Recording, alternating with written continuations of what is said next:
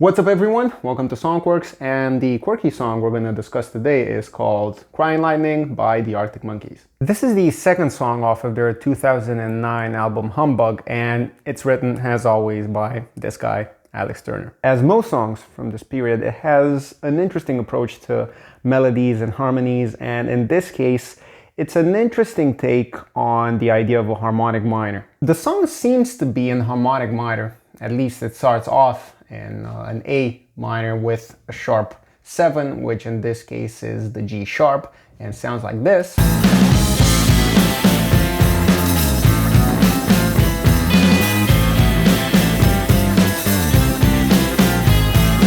But even though this is in harmonic minor, you do have the G natural here. And this kind of happens throughout the song. For instance, in this passage in the guitar in the verse.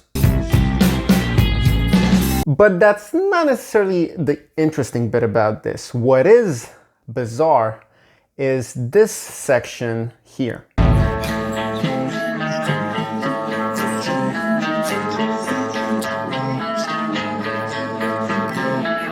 So we have a harmonic minor sound, but at the same time we do have that D sharp, which is not an A harmonic minor. So is it a blues scale? But we can't really explain the G sharp. We don't really have enough notes to tell what mode this actually is. We only have 4 different notes in this section, but the following section exposes a few more.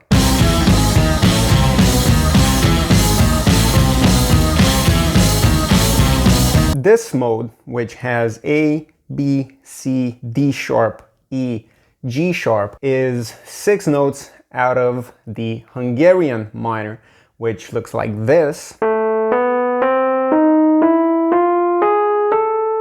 And this is actually a nice tie-in with last week's episode when we talked about the influence of folk music and Steve Vai's discography. And if you think about it, the F shows up in many sections in the song, including that main riff.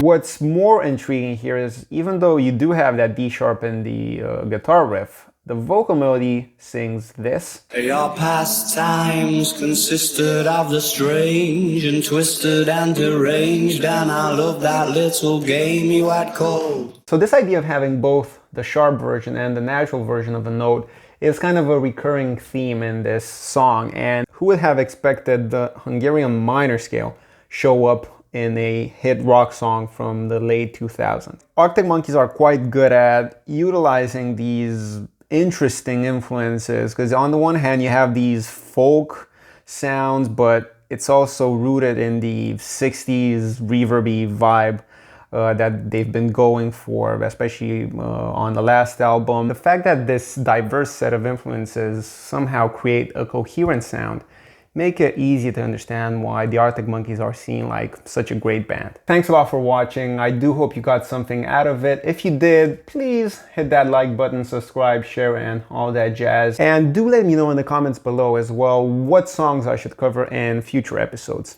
Thanks again for watching.